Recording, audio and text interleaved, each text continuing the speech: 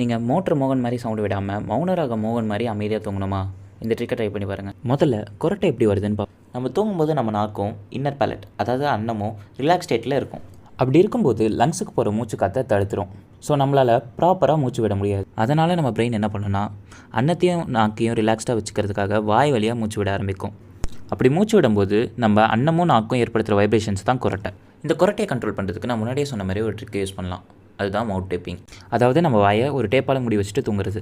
இது மாதிரி டேப் போட்டு தூங்குறதால நம்ம வாய் வழியாக மூச்சு விட போகிறதில்ல, மூக்கு வழியாக மட்டும்தான் மூச்சு விட போகிறோம். அதனால் நம்ம அன்னமும் நாக்கும் எந்த வித வைப்ரேஷன்ஸும் ப்ரொடியூஸ் பண்ணாது.